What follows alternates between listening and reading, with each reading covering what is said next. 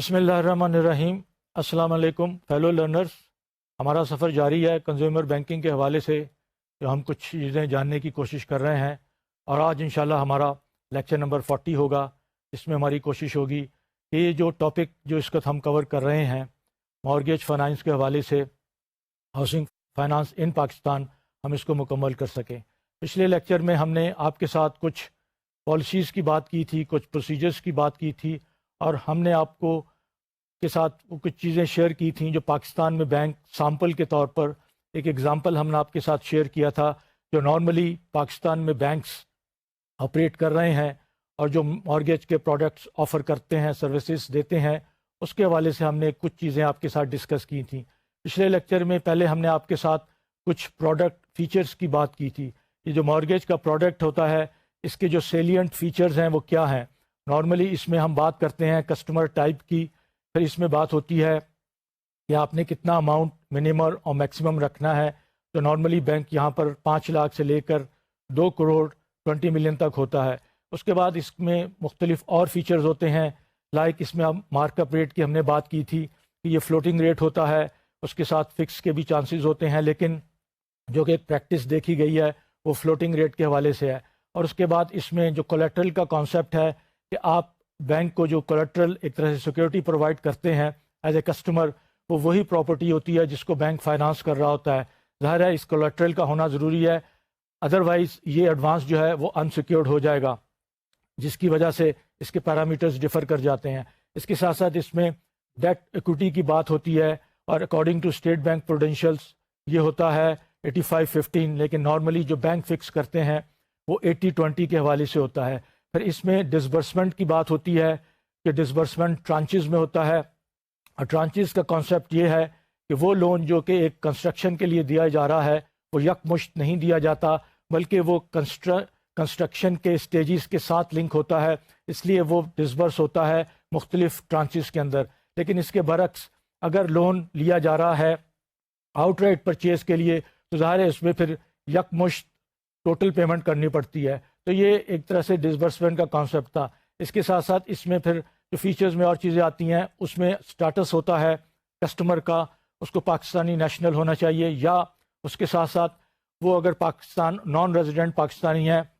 تو وہ سٹیٹس بھی ایک طرح سے ایکسیپٹیبل ہوتا ہے۔ اور اس میں پھر بات کرتے ہیں ہم کہ اس کی ایج کا جو تعلق ہوتا ہے، کہ ایج نارملی منیمم 21 ایئرز ہوتی ہے، اور میکسیمم جو کہ 60 ایئرز کی ریٹائرمنٹ ایج ہے، وہ ایک طرح سے اس میں بینچ مارک رکھا جاتا ہے۔ اور اس کے بعد اس میں جو چیز ہوتی ہے وہ اس کا امپلائمنٹ کے حوالے سے یا بزنس کے حوالے سے ہوتا ہے کہ کسٹمر نے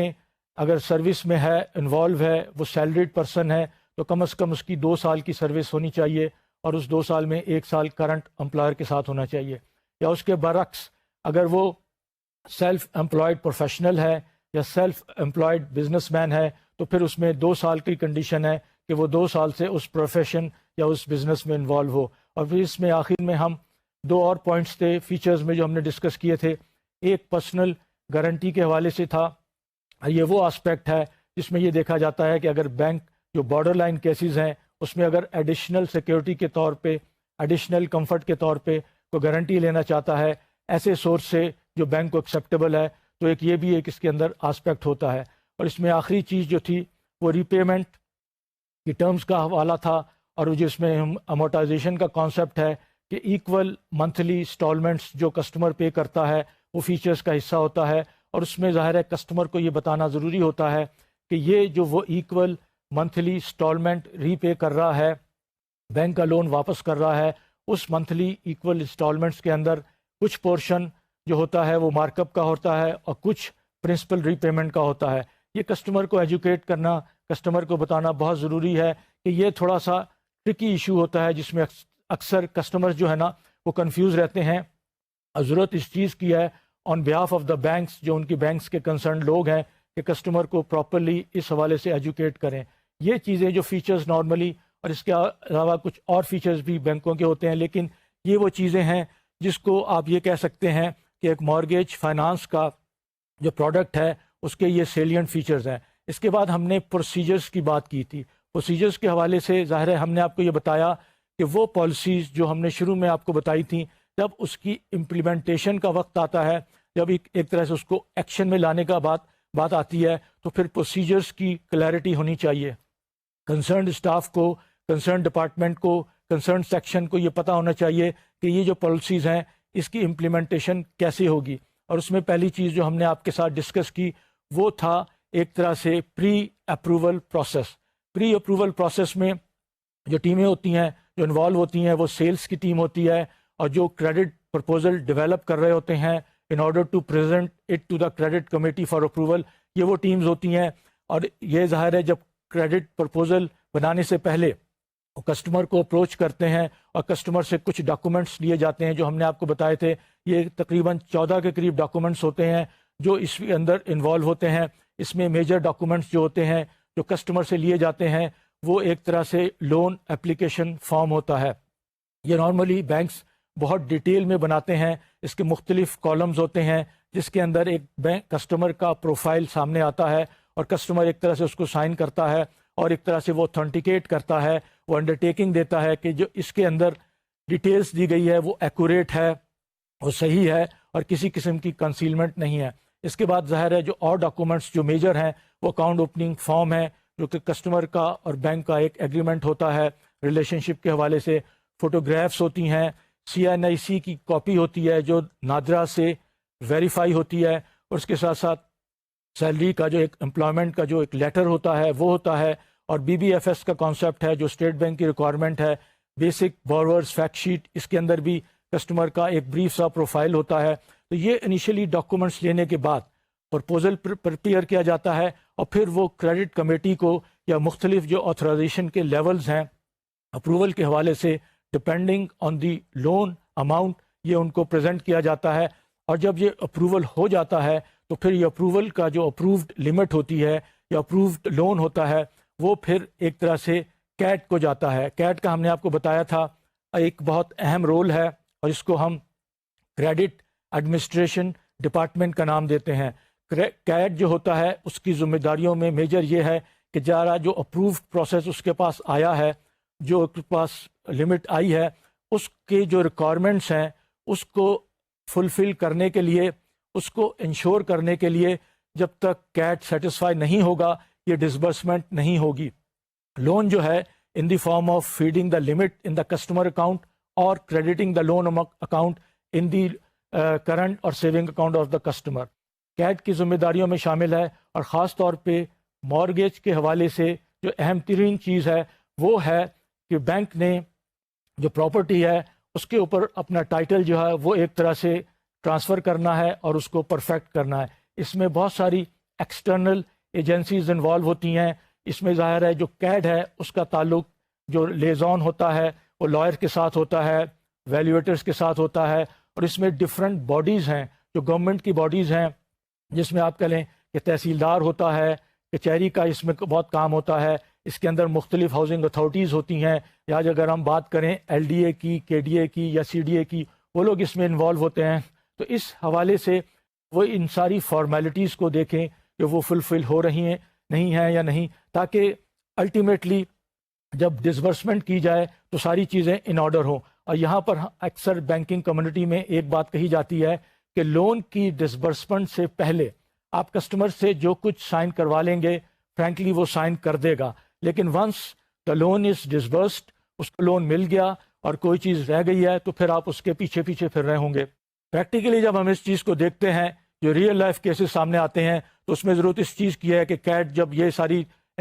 فارمیلٹیز کو انشور کرتا ہے تو اس کے بعد ڈسبرسمنٹ ہوتی ہے. اور اس کے بعد ظاہر ہے کیٹ جو ہے وہ ایک طرح سے آفر لیٹر پریپیئر کرتا ہے جس کا اسٹینڈرڈ فارمیٹ ہوتا ہے. اس کی terms and condition properly weighted ہوتی ہیں لائر سے، اور وہ کسٹمر کو ایک طرح سے آفر لیٹر بھیجا جاتا ہے جس کو کسٹمر کاؤنٹر سائن کرتا ہے کیونکہ بینک کے آلریڈی اس پہ سگنیچر ہوتے ہیں. تو یہ ایک اہم ڈاکومنٹس ہوتا ہے جو اس الٹیمیٹ ریلیشن شپ کو اسٹیبلش کرتا ہے. اور جیسے ہم نے آپ کو بتایا تھا کہ جو مختلف ڈاکومنٹس اس میں انوالو ہوتے ہیں ڈسبرسمنٹ سے پہلے، اس کے اندر ڈیمانڈ پرومزری نوٹ اہم ترین ہے، ایجنسی ارینجمنٹ ہے، اور مارگیج کے حوالے سے جو ٹائٹل بینک کو ٹرانسفر ہو رہا ہے اس کی ڈاکومنٹیشن ہے. تو یہ سارے اہم ڈاکومنٹس ہیں اور اس کی کلازز جو ہوتے ہیں وہ سارے کسٹمر کے کو ایک طرح سے ایجوکیٹ ہونا چاہیے، کسٹمر کو بتانا چاہیے کہ یہ کیا کیا کلازز ہیں، اس کی کیا امپلیکیشن ہے، کیونکہ پریکٹیکلی یہ دیکھا گیا ہے کہ اکثر کسٹمر عجلت میں ہوتے ہیں، جلدی میں ہوتے ہیں، وہ سگنیچر کر دیتے ہیں، وہ کہتے ہیں کہاں سائن کرنا ہے بتاؤ، لیکن ضرورت اس چیز کی ہے، ذمہ داری ہے بینک کے اسٹاف کی، کنسرنڈ آفیشلس کی، وہ دیکھیں کہ کسٹمر کو ساری کلازز کا ٹو دا ایکسٹینٹ پاسبل پتہ ہے. اور یہ ساری چیزیں جب ہو جاتی ہیں پھر ظاہر ہے کیڈ والے جو ہیں اس اپنی ذمہ داری کو پورا کرتے ہوئے وہ کرتے ہیں. اس کے بعد اس میں ایک اور ایریا ہے جس میں کیڈ کا رول ہے، وہ ہے بیلنس ٹرانسفر فیسلٹی، جس میں اس کا انٹریکشن دوسرے بینک سے ہوتا ہے جہاں سے بیلنس ٹرانسفر ہو رہا ہے. تو اس کو بھی پراپرلی مینیج کرنے کی ضرورت ہے تاکہ کسی قسم کا لیکونا یا لوپ ہول نہ رہ جائے کہ الٹیمیٹلی جب بینک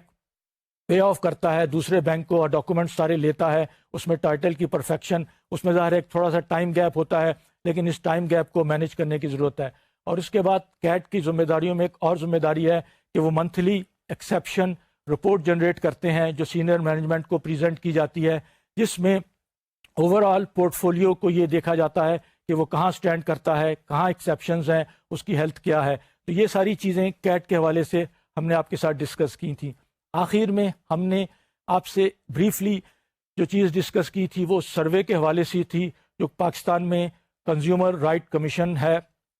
انہوں نے جو سروے کیا تھا مختلف، اور ہم نے پچھلے لیکچرز میں آپ کے ساتھ اس کی فائنڈنگ شیئر کی تھی. اس میں خاص طور پہ مارگیج کے حوالے سے سروے کی فائنڈنگز بریفلی ہم نے آپ کو بتائیں، جس میں سیٹسفیکشن لیول کی بات ہوئی، کمپلین ہینڈلنگ کی بات ہوئی، اور اس میں ان فیکٹرز کی بات ہوئی جس کی وجہ سے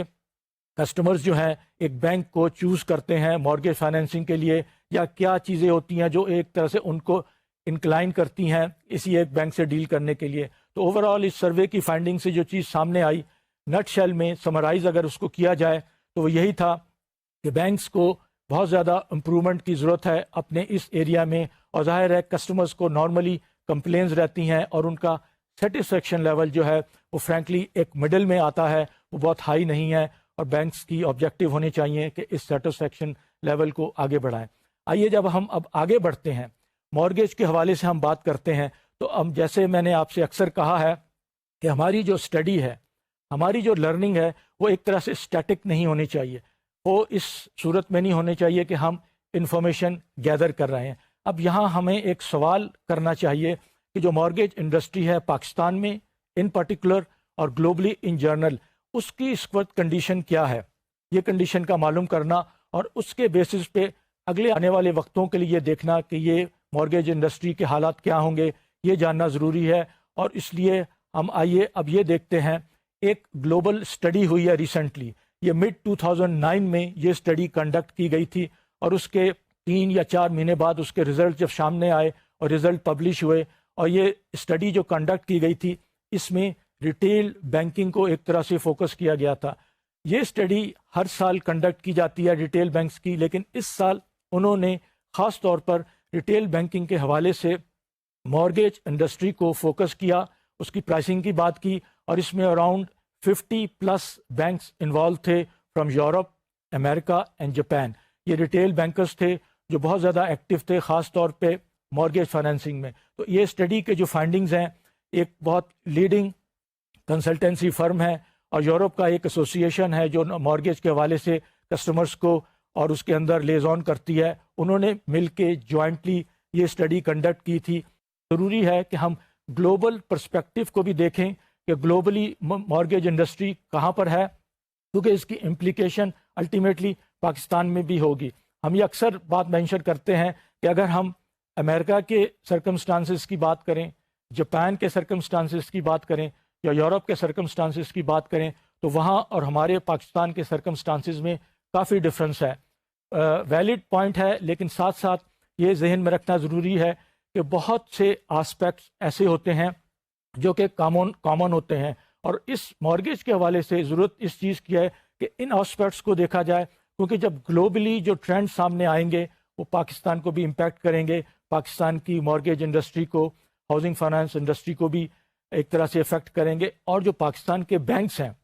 جو اس کے پلیئرز ہیں، ان کو اس سے ایک طرح سے اویئرنیس ہونی چاہیے، جو ان کے سینئر مینجمنٹ ہے یا ان کے ڈیسیجن میکرز ہیں. یہ اسٹڈی جو کنڈکٹ کی گئی، انہوں نے پہلے ایک ہسٹوریکل پرسپیکٹو لیا. وہ ہسٹوریکل پرسپیکٹو یہ تھا کہ 2001 سے لے کر 2007 تک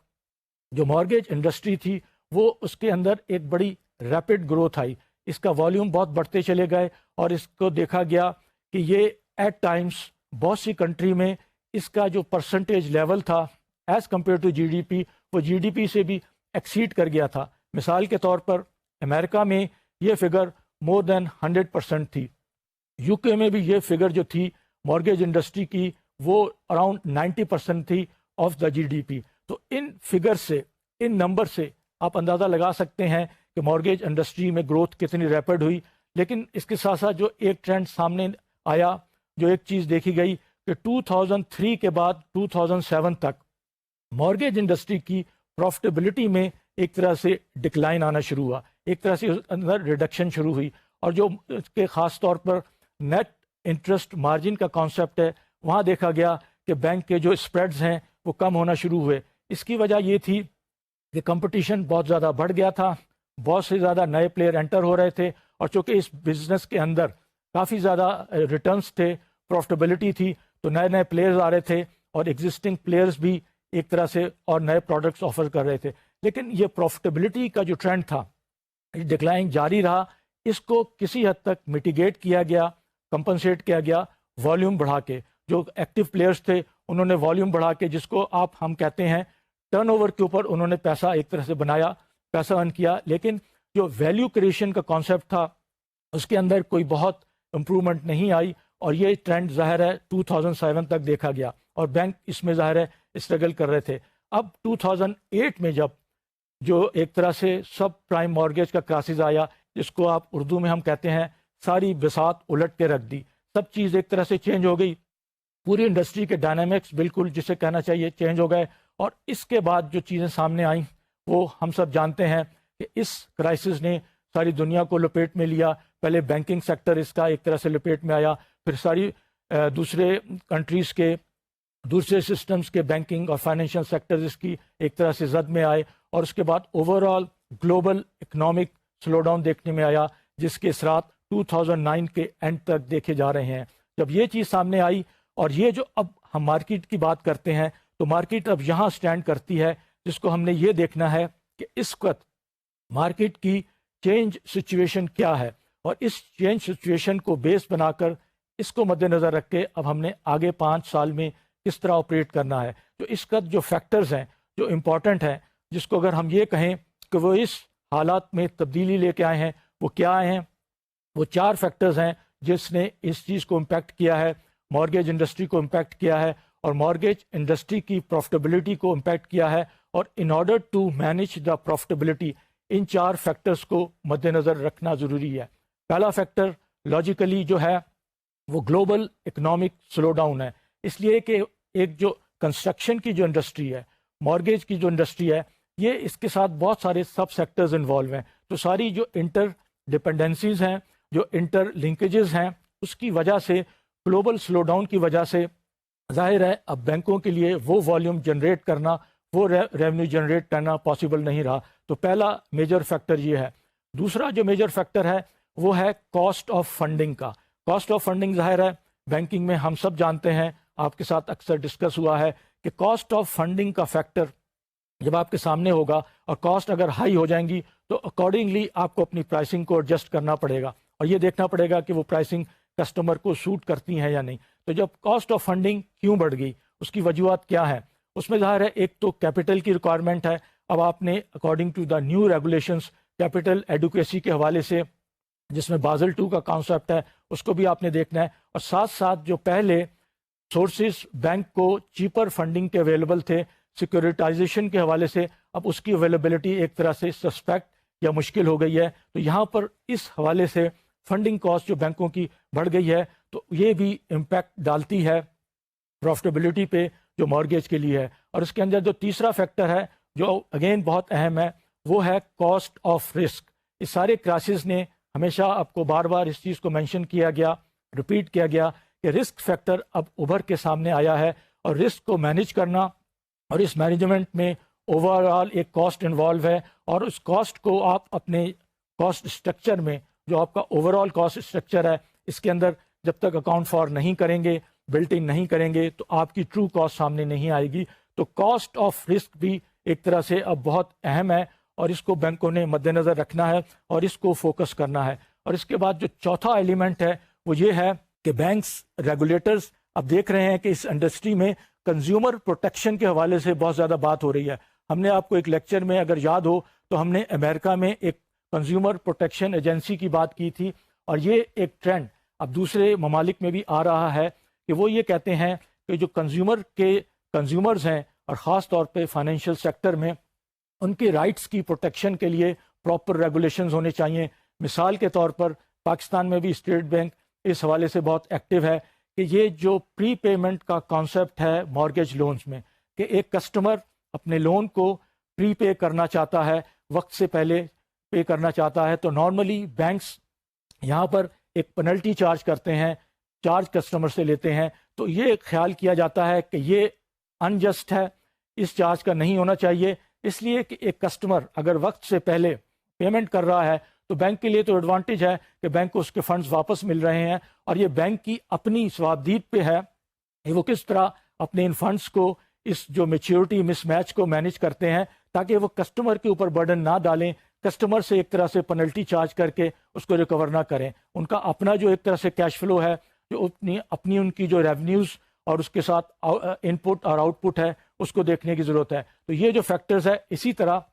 ریٹس کی بھی اب بات ہو رہی ہے کہ ریٹس جو کسٹمر کو چارج کیے جاتے ہیں اس کے اندر بھی تھوڑی سی ریگولیشن آنی چاہیے، تاکہ بینک اپنی مرضی سے، آلدو یہ مارکیٹ میکینزم کی بات ہوتی ہے، لیکن اس میں بھی خیال کیا جاتا ہے کہ ایک ریزنیبل، ایک ایڈیکویٹ لیول کے ریٹس چارج ہونے چاہیے۔ تو ہم جب یہ چار فیکٹرز کو سامنے رکھتے ہیں تو پھر اب یہ چیلنجز جو ہیں بینکوں کے سامنے مارگیج انڈسٹری میں ہیں، اب ان چیلنجز کو کس طرح ایڈریس کرنا ہے۔ اگر آپ نوٹ کریں گے یہ اسٹڈی چاہے یورپ میں، امریکہ یا جاپان میں کی گئی ہو، لیکن اس میں بہت سارے فیکٹرز پاکستان کے کانٹیکس میں بھی امپورٹنٹ ہیں، پاکستان سے بھی ریلیٹ کرتے ہیں۔ تو آئیے اب ہم دیکھتے ہیں کہ اس اسٹڈی کے حوالے سے جو تقریباً 50+ بینکس تھے، ان کے جو سینئر ایگزیکٹوز تھے جو اس ایک طرح سے مارگیج فائنانس میں انوالو تھے، ایکٹیو تھے، ان سے مختلف سوالات کیے گئے اور ان سے ایک طرح سے فیڈ بیک لیا گیا کہ ان چیلنجز کو، ان چاروں فیکٹرز کو مد نظر رکھتے ہوئے moving forward down the road 5 years آپ کی پالیسیز کیا ہوں گی، آپ کس طرح ان چیلنجز کو ایڈریس کریں گے۔ صاف بات ہے کہ اگر آپ نے مارگیج بزنس میں رہنا ہے، اس بزنس میں پروفٹیبلٹی آپ نے جنریٹ کرنی ہے، تو یہ آپ کے پاس آپشن ہے، یا فرینکلی آپ آل ٹوگیدر ایگزٹ کر جائیں، آپ بزنس کو چھوڑ دیں، کسی دوسرے سیگمنٹ میں چلے جائیں۔ لیکن اگر آپ نے مارگیج انڈسٹری، جو کہ ہم بعد میں بات کریں گے، اس کی اہمیت صرف ایک بینک میں بزنس پوائنٹ آف ویو سے نہیں ہے، بلکہ اس میں ایک سوسائٹی کی بیٹرمنٹ کا بھی ایلیمنٹ ہے۔ تو اس سارے فیکٹرز کو مد نظر رکھتے ہوئے جو کچھ چیلنجز کو ایڈریس کرنے کے لیے جو میجرز آپ کہہ لیں، جو سٹیپس ان رسپونڈنٹس نے دیے، وہ کچھ اس طرح سے ہیں کہ پہلے انہوں نے کہا کہ جی ہم نے اپنی سیلز کی جو پروڈکٹیوٹی ہے اور کیپیبلٹی ہے، ہم نے اس کو بڑھانا ہے۔ دوسرے نمبر پہ جو چیز آئی، انہوں نے کہا جی ہم نے کراس سیلنگ کرنی ہے۔ ہم نے کراس سیلنگ کا مطلب یہ ہے کہ ہم نے مختلف پروڈکٹس کو ایک طرح سے اس کے ساتھ بنڈل کر کے دینا ہے۔ تیسرا یہ ہے کہ ریموٹ چینلز کو ہم نے استعمال کرنا ہے۔ جب ہم ریموٹ چینلز کی بات کرتے ہیں تو زیادہ تر دوسرے ملکوں میں بھی اور پاکستان میں بھی برانچ کا جو ایک ڈسٹریبیوشن اور ڈیلیوری چینل ہے وہ ایک اہمیت کا حامل ہے، زیادہ تر ٹرانزیکشن یہاں ہوتی ہیں۔ لیکن اب ریموٹ چینلز، جب ہم اس میں اے ٹی ایم کی بات کرتے ہیں، ہم بات کرتے ہیں کال سینٹرز کی بات کرتے ہیں، ہم دوسرے فیس ٹو فیس چینلز کی بات کرتے ہیں، تو اس کا ضرورت ہے کہ ہم ان ریموٹ چینلز کو استعمال کریں۔ اس میں جو ایک اور فیکٹر سامنے آیا وہ تھا پرائسنگ کا اور رسک مینجمنٹ کا۔ رسپونڈنٹس نے کہا کہ جی اب ہمیں ضرورت ہے کہ ہم اپنے پرائسنگ میکینزم کو مزید امپروو کریں اور ہم اس کو ڈیولپ کریں، اور اس میں جو چیز مینشن کی گئی وہ تھی کسٹمر بیسڈ پرائسنگ۔ اور ہم جب اس میں دوسرے آئٹمس کی بات کرتے ہیں تو جو چیز سامنے آئی رسپونڈنٹ کی طرف سے جو فیڈ بیک ملی وہ یہ تھا کہ مڈل اور بیک آفس کو فیسلٹیز جو ہیں، جو آپریشن ہے، ایک طرح سے ان کو آپٹیمائز کیا جائے اور اس کے ساتھ ساتھ آئی ٹی کو بھی آپٹیمائز کیا جائے۔ آئیے ہم ان سارے میجرز کو جو کہ پرپوز میجرز ہیں اور جو کہ ان رسپونڈنٹس نے، بینک کے سینئر ایگزیکٹوز نے کہا ہے، ان پہ ذرا مزید نظر ڈالتے ہیں۔ جب ہم سیلز کی پروڈکٹیوٹی کی یا اس کی ایک طرح سے کیپیبلٹیز کو بڑھانے کی بات کرتے ہیں تو اس کے اندر جو چیزیں اہمیت کی حامل ہیں وہ یہ ہے کہ آپ نے ایک طرح سے کراس سیلنگ کرنی ہے. اس اسٹڈی کے دوران جو ایک چیز اور دیکھی گئی کہ نارملی جب یہ بوم پیریڈ تھا تو جو مارگیج انڈسٹری میں بینکس اپنے اس پروڈکٹس کو آفر کرتے تھے اس کے 3 طریقہ کار تھے. اس میں پہلا یہ تھا کہ اسٹینڈ الون بیسس پہ مارگیج کا پروڈکٹ آفر کیا جاتا تھا اور ظاہر ہے اسٹینڈ الون بیسس پہ وہ پروفیٹیبل ہوتا تھا. یا دوسرا جو ایک طریقہ کار تھا یا دوسری اپروچ تھی وہ تھی ہک اسٹریٹجی کی. ہک اسٹریٹجی کا کانسیپٹ یہ تھا کہ آپ اس کو دوسرے پروڈکٹ کے ساتھ سیل کرتے ہیں ٹو ایکوائر دا کسٹمر, اور اس میں بہت زیادہ ریٹرنز کے اوپر کیئر نہیں کی جاتی تھی. تو تیسرا اسپیکٹ ہائبرڈ کا ہے, اس کا کانسیپٹ یہ ہے کہ آپ مختلف پروڈکٹس کو ایک طرح سے بنڈل کر کے آفر کرتے ہیں اور اس میں ظاہر ہے جو مارگیج کا پروڈکٹ ہے اس کو بھی اتنا ہی پروفیٹیبل ہونا چاہیے جیسے دوسرے پروڈکٹس ہیں. تو جب ہم نے سیلز کی پروفیٹیبلٹی کی, پروڈکٹیوٹی کی اور ان کی کیپیبلٹیز کی بات کی تو اس میں ظاہر ہے جو چیز سامنے آئی کہ آپ نے اپنی کراس سیلنگ کو امپروو کرنا ہے. آپ نے جو مختلف کراس سیلنگ کا جو کانسیپٹ ہے کہ مختلف پروڈکٹس اپنے کسٹمر کو آفر کرنے ہیں, اور اس کا ذکر اکثر دفعہ ہوا ہے کہ شیئر آف دا والٹ کا جو کانسیپٹ ہے وہ یہاں پر یہ ہوتا ہے. اور اگر ہم دوسرے کراس سیلنگ کی بات کرتے ہیں تو اس میں جو چیزیں ذہن میں آتی ہیں وہ کریڈٹ کارڈز ہیں, وہ کرنٹ اکاؤنٹس ہیں, وہ سیونگ اکاؤنٹس ہیں, وہ انشورنس کے پروڈکٹس ہیں. تو یہ ساری چیزیں جو دوسرے پروڈکٹس ہیں کراس سیلنگ کے اس میں آتی ہیں. پھر جو اس میں ایک اور چیز سامنے آئی کہ آپ نے کس طرح نئے پروڈکٹس کو ڈیولپ کرنا ہے, لیکن نئے پروڈکٹس کی ڈیولپمنٹ میں رسپونڈنٹس نے یہ کہا کہ ان کے پاس جو ظاہر ہے اس وقت under the circumstances budget constraints ہے, وہ نئے پروڈکٹس لا نہیں سکتے. موجودہ پروڈکٹس ہیں وہ کسی حد تک ان کا پرپس سرو کر رہے ہیں, لیکن ضرورت اس چیز کی ہے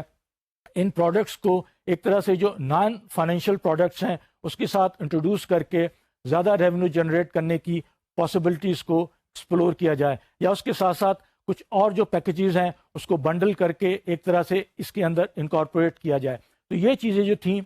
اس حوالے سے سامنے آئیں. اور جب ریموٹ چینلز کی بات ہوئی تو اس میں جو کچھ ریموٹ چینلز ہیں خاص طور پہ کال سینٹر اور انٹرنیٹ, ابھی تک بینک اس کو ایک طرح سے انفارمیشن سینٹر کے طور پہ استعمال کر رہے ہیں. تو رسپونڈنٹس نے یہ کہا کہ اب ہم چاہتے ہیں کہ یہ جو چینلز ہیں پری سیل کے طور پہ استعمال ہوں, کہ جہاں جب کسٹمر کو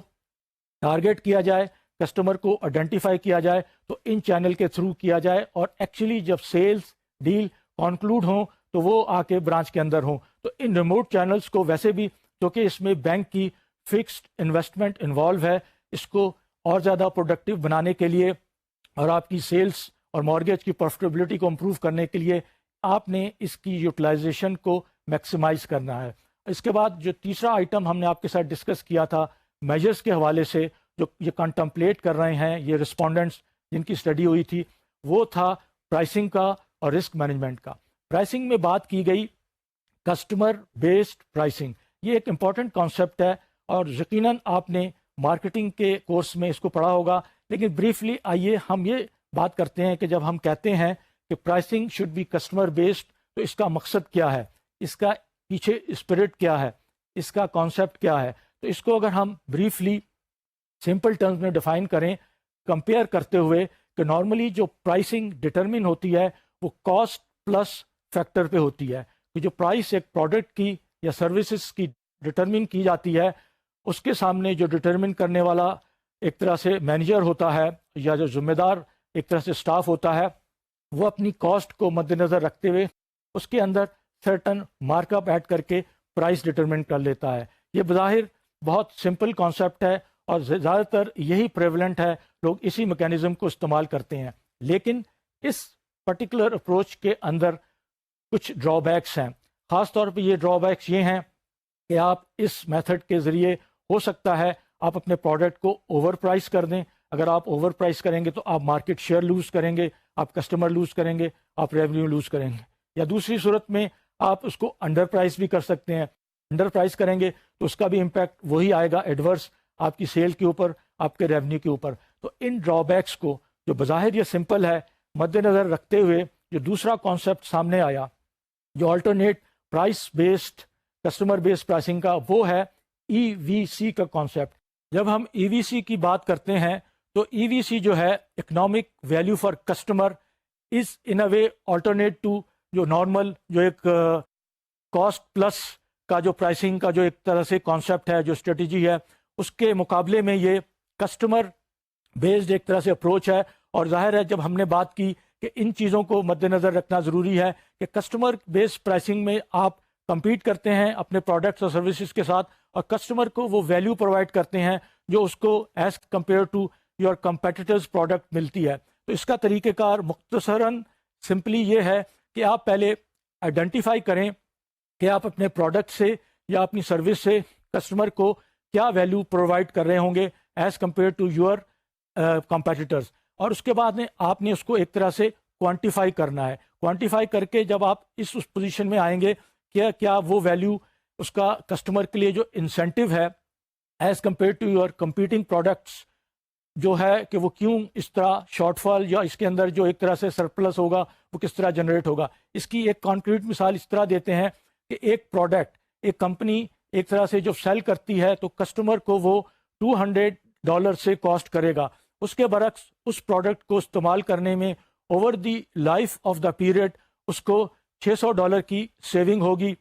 سے ان ٹرمز آف اس کی جو بہتر ریلائبلٹی ہے، اس کی ریپیئرس کا جو کانسیپٹ ہے، ان سب چیزوں کو دیکھتے ہوئے جب اس کو $600 کی سیونگ ہوگی تو اس کا جو نیٹ سرپلس ہے وہ ایک طرح سے $400 ہوگا. اب آپ نے اس $400 کے سرپلس کو ایک طرح سے بیس بنا کے کسٹمر کو ایڈوائز کر کے ایجوکیٹ کر کے بتانا ہے کہ تمہیں یہ $400 کا سرپلس مل رہا ہے ہمارے پروڈکٹ کو یوز کرنے میں. لیکن ظاہر ہے جب آپ اس کی پرائسنگ فکس کریں گے تو $400 کے حساب سے نہیں کریں گے، اس لیے کہ اگر آپ نے $400 کے بیسس پہ پرائس فکس کر لی تو کسٹمر کو انسینٹیو ختم ہو جائے گا. تو ضرورت اس چیز کی ہے کہ اگر وہ پرائس آپ $200 کی بھی فکس کریں تو پھر بھی آپ کسٹمر کے لیے $200 کا ایکسٹرا ایک طرح سے سرپلس پرووائڈ کر رہے ہوں گے، اور اس کے لیے انسینٹیو ہوگا کہ وہ as compare to your competitors اس ویلیو کو جو آپ اس کو آفر کر رہے ہیں اس کو ایک طرح سے ایکسیپٹ کرے اور آپ کے پروڈکٹ کو استعمال کرے. یہاں جو چیز خاص طور پر مینشن کرنے والی ہے کہ ظاہر ہے آپ کاسٹ کو اگنور نہیں کر سکتے. There has to be a cost for that particular product. لیکن جب آپ کاسٹ کو مد نظر رکھتے ہیں اور آپ یہ دیکھتے ہیں کہ EVC کے حوالے سے اگر آپ کی کاسٹ کور نہیں ہو رہی اور جو کسٹمر کو آپ پرائس آفر کرنا چاہ رہے ہیں تو پھر ضرورت اس چیز کی ہے کہ آپ اس پروڈکٹ کے فیچرز کو، پروڈکٹ کے ڈیزائنس کو ایک طرح سے اس کے اندر تبدیلی لے کے آئیں اور اپنے کاسٹ اسٹرکچر کو ریوائز کریں تاکہ آپ اس پوزیشن میں ہوں کہ کسٹمر کو آپ EVC کے تحت ایک ویلیو دے سکیں as compare to your competing project. اس کے ساتھ ساتھ جب ظاہر ہے اگر آپ یہ دیکھیں گے کہ یہ پاسبل نہیں ہے، اور اب جو بینکوں کا سلسلہ اور ہم نے بات کی تھی کاسٹ آف فنڈنگ کی، تو اس کو خاص طور پہ ہم نے مد نظر رکھنا ہے کہ اگر آپ کی فنڈنگ کاسٹ آپ کو اس چیز کی اجازت نہیں دیتی اور اس کے ساتھ انٹرمیڈیشن کاسٹ بھی آ جاتی ہے تو پھر آپ کو اپنے کاسٹ اسٹرکچر کو بہت ڈریسٹیکلی ریویو کرنا پڑے گا، اور یا اپنے پروڈکٹ کے فیچرز کو اس طرح بلڈ کرنا پڑے گا کہ کسٹمر کو آپ اور زیادہ ویلیو جنریٹ کر کے دے سکیں اور آپ کمپیٹ کر سکیں، اور کسٹمر کو ایکوائر کرنے کے لیے اور کسٹمر کو ریٹین کرنے کے لیے ضرورت ہے. اس کی ایک اور کانکریٹ مثال ہم اس طرح بھی دے سکتے ہیں کہ جب ہم ایک پروڈکٹ کو سیل کرنا چاہتے ہیں، ایک سارٹ آف جو آپ کہہ لیں کہ اسپیئر پارٹ ہے، وہ بہت ساری کمپنیز ہیں. اوریجنل اکوپمنٹ مینوفیکچر کا جو کانسیپٹ ہے OEM کا، ایک کمپنی ہے جو اپنے پروڈکٹس کو ان OEM کو ایک طرح سے سیل کرنا چاہتی ہے، مارکیٹ کرنا چاہتی ہے. لیکن یہ دیکھا گیا ہے کہ OEM کی مارکیٹ میں بہت سے زیادہ کسٹمر ہوتے ہیں. اس فیسلٹی کو ان ہاؤس ڈیولپ کرنے کے لیے سے $1,50,000 کا خرچہ آتا ہے ان ہاؤس یا باہر سے بائی کریں. تو آپ کا جو وہ کسٹمر فرض کیجئے جو کہ کسٹمر بیس پرائسنگ کا فالو کرتا ہے، وہ آفر کرتا ہے ان OEMs کو کہ آپ بلڈ کرنے کے بجائے ہم سے لیں، تو اس میں طریقہ کار یہ ہوگا کہ آپ جو چھوٹے کسٹمرز ہیں ان کو تو ظاہر آفر دے دیں گے، لیکن اگر آپ بڑے کسٹمرز کو کس طرح جو ان کا انسینٹیو ہے $150,000 کو خرچ کر کے ان ہاؤس بلڈ کرنے کا، آپ ایک طرح سے اس انسینٹیو کو ایک طرح سے کاؤنٹر کرتے ہوئے آپ اس کو یہ آفر کریں جس کو ہم کانسیپٹ کہتے ہیں بلک ڈسکاؤنٹ کا. آپ اس کو کہیں گے کہ جی انیشیل $1,000 پہ آپ کو جو 1000 جو یونٹس ہوں گے اس پہ ہم آپ کو $20 چارج کریں گے، اس کے بعد جو نیکسٹ 1000 ہوگا اس پہ $15 پر یونٹ چارج کریں گے، اور اس کا جو نیکسٹ ہوگا $10 پر یونٹ چارج کریں گے. تو اس طریقے سے اس والیوم ڈسکاؤنٹ سے، اس بنڈلنگ سے آپ OEM مارکیٹ کو بھی کیپچر کر لیں گے. ان کے لیے بھی یہ انسینٹیو ہوگا کہ وہ ان بلٹ کرنے کے بجائے وہ بائی ان آپ سے کریں، اور اس کے ساتھ ساتھ ظاہر ہے جو چھوٹے مینوفیکچررز ہیں ان کے لیے تو آلریڈی انسینٹیو آپ نے پرووائڈ کر دیا گیا ہے. تو ان کانکریٹ ایگزامپل سے جو کسٹمر بیس پرائسنگ کا کانسیپٹ ہے وہ کسی حد تک آئی ہوپ کہ کلیئر ہوتا ہے، اور اس چیز کو ظاہر ہے اب بینکوں نے ایک طرح سے فالو کرنا ہے، یا بینکوں نے اس کے اوپر کام کرنا ہے، اور اس میں خاص طور پہ جو آپ کی مارکیٹنگ ٹیم ہے ان کو کسٹمر کو ایجوکیٹ کرنا ضروری ہے. ایک اور چیز یہاں بتانا ضروری ہے کہ ظاہر ہے یہ بظاہر یہ کانسیپٹ بہت سمپل لگتا ہے، لیکن پریکٹیکل لائف میں اتنا سمپل نہیں ہے، کیونکہ جب ہم ویلیو ڈٹرمن کرنے کی بات کرتے ہیں تو مختلف سیگمنٹس، مختلف کسٹمرز کے ویلیو ڈرائیورز ڈفرینٹ ہوتے ہیں، ان کو کوانٹیفائی کرنا مشکل ہوتا ہے. اس میں مارکیٹ میں اسٹیٹسٹیکل ٹولز موجود ہیں، ماڈلز موجود ہیں بہت سوفسٹیکیٹڈ، لیکن اس کے بغیر بھی اگر اس کانسیپٹ کو آپ اپلائی کریں تو کسی حد تک جنرلائز ٹرمز میں آپ کسٹمر کو کے ساتھ انٹریکٹ کر کے اس کو فائدہ بتا سکتے ہیں. تو جب ہم نے کسٹمر بیسڈ پرائسنگ کی بات کی تو آئیے اب ہم رسک مینجمنٹ کی بات کرتے ہیں. رسک مینجمنٹ کے کانسیپٹ میں جو یہاں چیز ضروری ہے کہ آپ نے اپنے پروسیسز کو، آپ اپنے اپروچ کو in terms of selection of the customer improve کرنا ہے، تاکہ جو سلیکشن پروسیس ہے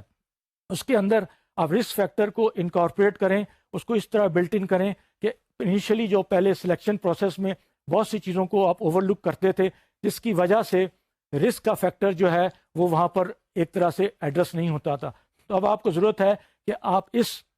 حوالے سے سلیکشن پروسیس کو میں رسک کو لے کے آئیں، اور اس کے بعد ساتھ ساتھ سلیکشن کے بعد جو چیز آتی ہے وہ ہوتی ہے مانیٹرنگ کی، monitoring of the portfolio. اس میں بھی آپ کو وہ میتھڈس ڈیولپ کرنے کی ضرورت ہے، وہ اپروچ ڈیولپ کرنے کی ضرورت ہے کہ آپ on going basis, on real time basis آپ کو پتہ ہونا چاہیے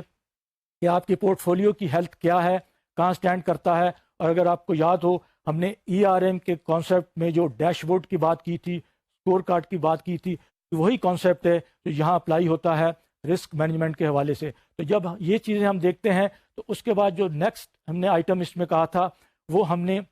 مڈل اور بیک آفس کی آپٹمائزیشن کا اور IT کی آپٹمائزیشن کا. اس کانسیپٹ میں جو چیز جس کی ضرورت ہے کہ جب ہم کنزیومر فائنانسنگ میں مارگیج کی بات کرتے ہیں تو اس کے اندر دو پروسیس ہوتے ہیں، ایک اوریجنیشن پروسیس ہوتا ہے اور ایک سروسنگ کا پروسیس ہوتا ہے. تو ضرورت اس چیز کی ہے کہ آپ ان پروسیسز کو ایک طرح سے اس کے اندر سیگمنٹائز کر کے اس کو آپٹیمائز کریں. اوریجنیشن کی جب ہم بات کرتے ہیں تو اس میں پروڈکٹ ڈیزائن کی بات ہوتی ہے، اس کے اندر ایک طرح سے رسک مینجمنٹ کی بات ہوتی ہے، اور جب ہم سروس کی بات کرتے ہیں تو اس میں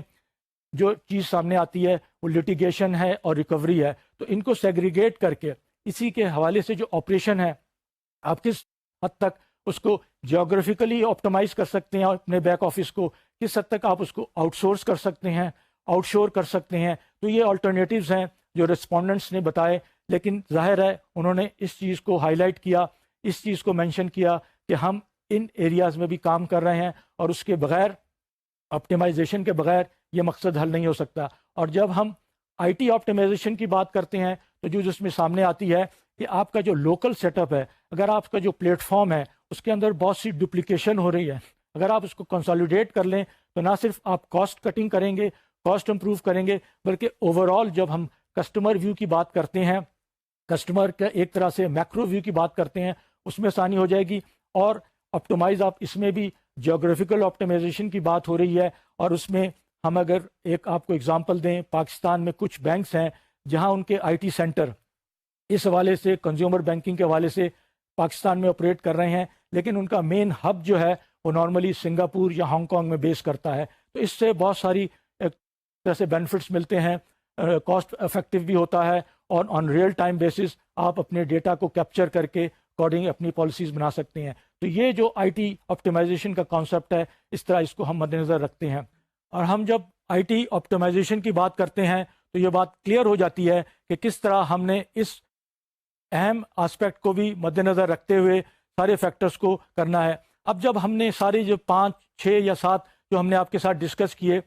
اس کو میجرز کو جو اڈاپٹ کرنا ہے جو رسپونڈنٹس نے بتایا، تو اب یہ دیکھتے ہیں کہ ریٹیل بینکس ایک طرح سے ایک کراس روڈ پہ کھڑے ہیں 2009 میں. اب انہوں نے بہت میجر پالیسی ڈیسیجنز لینے ہیں کہ یہاں سے اگلے 5 سال کے لیے جو انہوں نے ان میجرز کو اڈاپٹ کرتے ہوئے کیا کرنا ہے. تو سب سے جو اہم چیز سامنے آئی ان میجرز کے حوالے سے کہ اب جو بینکس ہیں، ریٹیل بینکس جو آفر کر رہے ہیں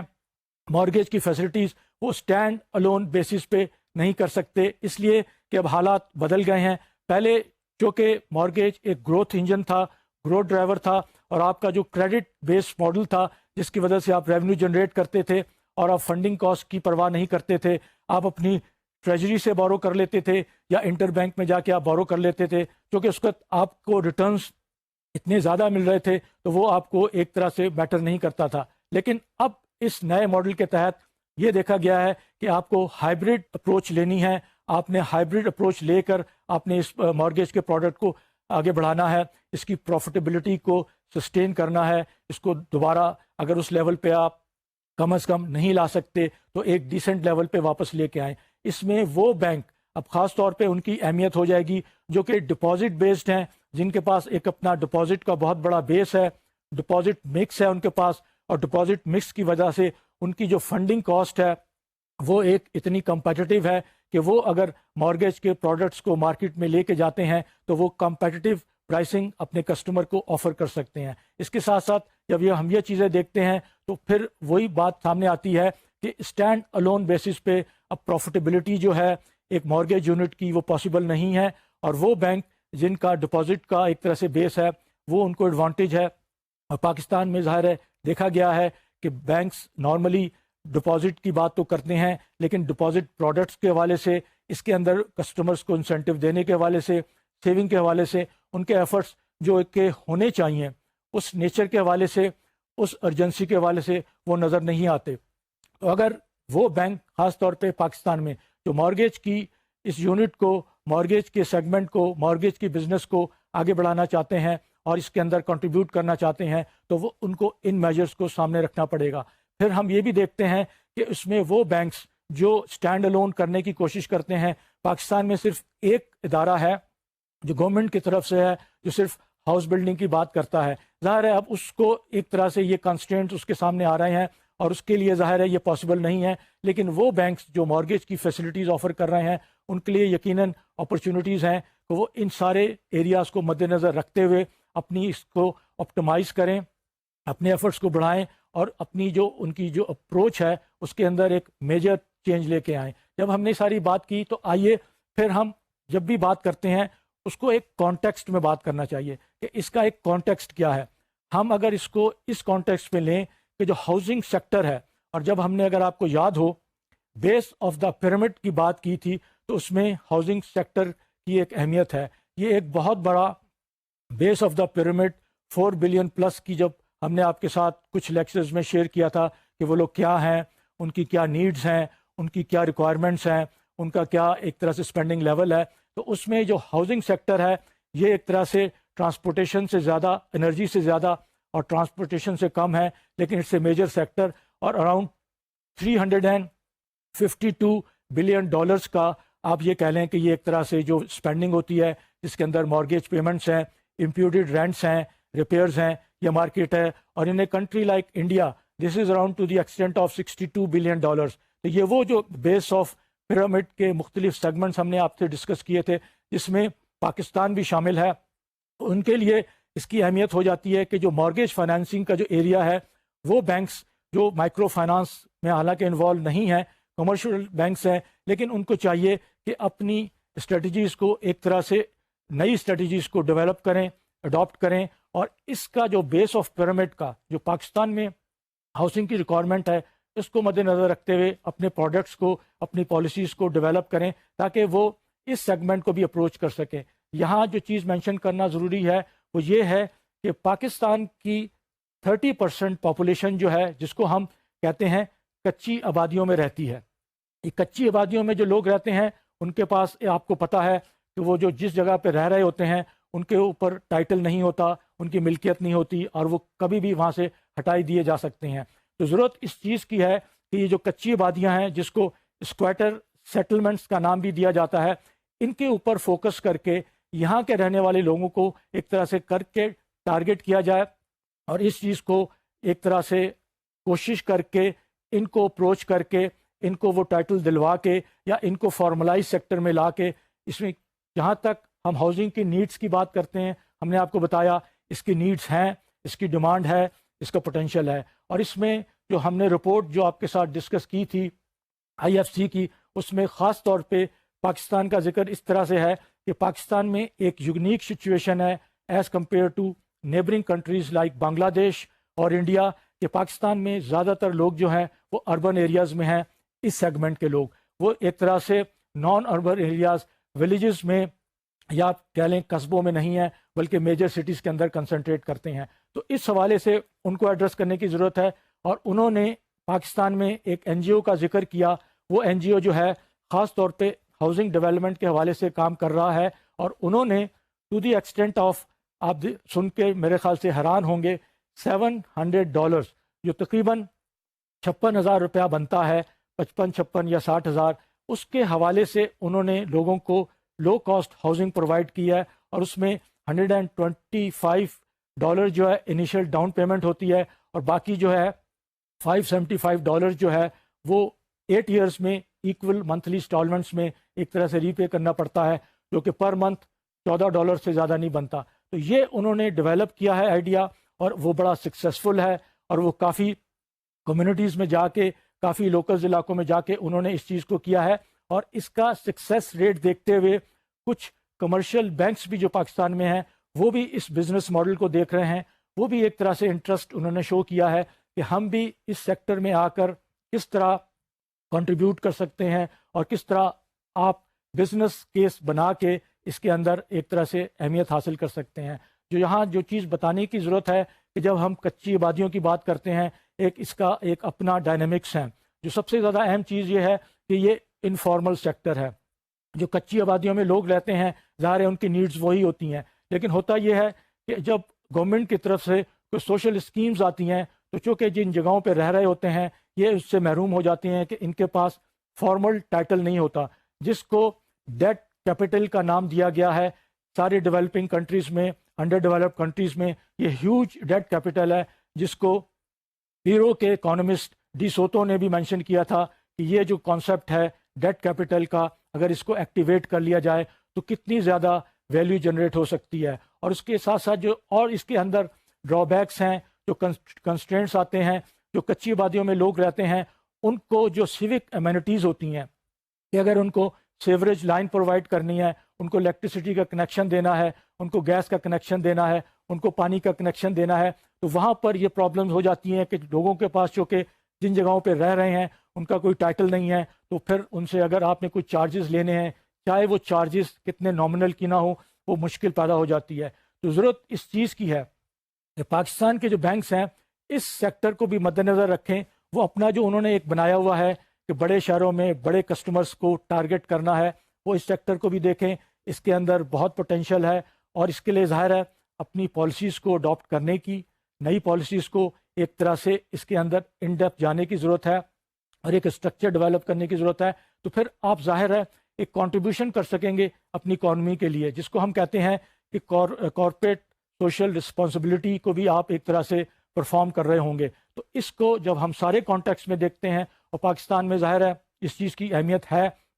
کہ ہاؤسنگ کے سیکٹر کو ہم مد نظر رکھیں, اور جو لوگوں کی ہاؤسنگ کی نیڈز ہے ایک طرح سے اس کو کیٹر کریں, تو بینکوں کے لیے ضروری ہو جاتا ہے کہ وہ اس ایریا کا بھی توجہ دیں. جب ہم سارے کو اب ایک طرح سے سمرائز کریں تو یہ جو مارگیج کا جو کانسیپٹ ہے, ہاؤسنگ کا کانسیپٹ ہے, اس میں صرف بزنس کی اپرچونیٹیز نہیں ہیں,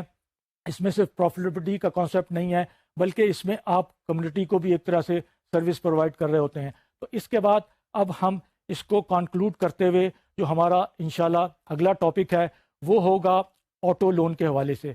جب ہم آٹو لیزنگ اور فائنینسنگ کی بات کرتے ہیں پاکستان میں, تو اس کے لیے کوئی بات جو ہے کہ ہمیں پہلے اپنے کانٹیکسٹ کو ڈیولپ کرنا پڑے گا. ہمیں یہ دیکھنا پڑے گا کہ پاکستان میں جو آٹو انڈسٹری ہے اس کی کیا ڈائنامکس ہیں. ایز اے بینک اگر ہم بات کر رہے ہیں کہ ہم نے ایک آٹو لون کا پروڈکٹ اپنے کسٹمر کو آفر کرنا ہے, تو پاکستان کی جو آٹو انڈسٹری ہے اس کے کیا ڈائنامکس ہے. جیسے کہ جو فگرز سامنے آئی ہیں ریسنٹ, اس میں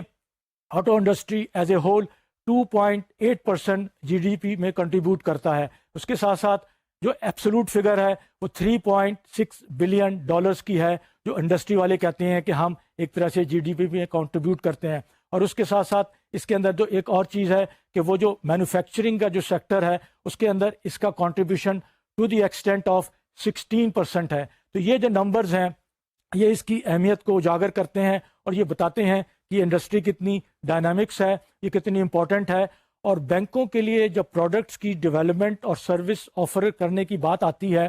آٹو لون کے حوالے سے, تو اس میں یہ دیکھنا ضروری ہوتا ہے کہ اس میں کون سے کی پلیئرز ہیں. اس لیے کہ آپ یہ دیکھیں گے کہ سارے کی پلیئرز دوسرے رسپیکٹ میں بینکس کے کسٹمر ہوتے ہیں, ان کے کارپوریٹ کسٹمرز ہوتے ہیں, ان کے کمرشل کسٹمرز ہوتے ہیں. اس میں جو کی پلیئرز ہیں جو کہ جن کی ڈائنامکس, جن کے آپس کی ریلیشن شپ, جن کی آپس کی پالیسیز بہت اہمیت کی حامل ہیں, وہ ایک طرح سے آٹو مینوفیکچررز ہیں. خاص طور پہ جو میجر ہیں جن کو آپ کا ویب سائٹ بھی اویلیبل ہے, آپ ان کی ویب سائٹ پہ جا کے ان کی ڈیٹیلز لے سکتے ہیں. 5 یا 6 میجر آٹو مینوفیکچررز کمپنیز ہیں جو کہ بسز بھی بناتی ہیں, پیسنجر ٹرکس بھی بناتے ہیں اور پیسنجر کارز بھی بناتے ہیں. اس کے بعد جو اس کے اندر جو اہم اور ہے وہ آٹو ڈیلرز اور آٹو ڈسٹریبیوٹرز ہیں. یہ ان کا بھی بہت اہم رول ہے کہ ان کی جو ڈائنامکس, ان کی اپروچ, ان کی پالیسیز اوور آل سیکٹر کو امپیکٹ کرتے ہیں. اس کے بعد آٹو پارٹ مینوفیکچررز ہیں پاکستان میں جو کہ بہت ایک اہم کردار ادا کر رہے ہیں. ان کا بھی ایک سیکٹر ہے, ان کی بھی اپنی ایک طرح سے ریکوائرمنٹس ہیں, نیڈز ہیں, اور وہ انٹریکٹ کر کے اس سیکٹر کو افیکٹ کرتے ہیں. اس کے بعد آٹو پارٹ امپورٹرز ہیں اور ڈیلرز ہیں جو کہ پاکستان کے کانٹیکسٹ میں یہ کہا گیا ہے مور دین 75% آٹو پارٹس ابھی بھی باہر سے امپورٹ ہوتے ہیں. تو یہ بہت بڑا امپورٹنٹ سیگمنٹ ہے, سیکٹر ہے, جس کی ڈائنامکس کو, جس کی انٹریکشن کو ہم نے ایز اے بینکر مد نظر رکھنا ہے. اس کے بعد جو ایک اور پلیئر جو ہیں وہ ہیں انشورنس کمپنی کی. جب ہم بات کرتے ہیں جو کار کی انشورنس کی کمپنی ہے, ان کی بھی اپنی ایک بہت زیادہ اہمیت ہے کیونکہ کار کا انشورڈ ہونا ضروری ہے. جب آپ لوننگ کی بات کرتے ہیں تو اس میں انشورنس کمپنی کی پالیسیز, ان کے پروسیجرز, ان کا پرائسنگ میکینزم یہ اہمیت کا حامل ہو جاتا ہے. اور اس کے ساتھ ساتھ ایک اور جو ایکٹیو پلیئر ہے اس ساری انڈسٹری کے اندر وہ ہیں گراجز اور ریپیئر شاپس. جیسا کہ ہم سب جانتے ہیں یہ ایک بہت اہم رول ادا کر رہے ہیں اور اس کو بھی مد نظر رکھنا ضروری ہے. تو جب ہم ایک آٹو لون پروڈکٹس کی بات کرتے ہیں تو اس ڈائنامکس کو, اس تناظر کو, اس کو اپنے بیک گراؤنڈ کو ہم نے مد نظر رکھنا ہے تاکہ ہمیں جب پالیسیز بنائیں, پروڈکٹس ڈیولپ کریں تو ان کا جو ہے ان پٹ لیں. انشاءاللہ اب ہماری کوشش ہوگی کہ اب ہم آپ کے ساتھ جو آٹو لون کے حوالے سے اسٹیٹ بینک کے پروڈینشیل ریگولیشن ہے وہ کچھ ڈسکس کریں اور اس کے بعد پروڈکٹ فیچرز کی بات کریں. ٹل سچ ٹائم, اللہ حافظ.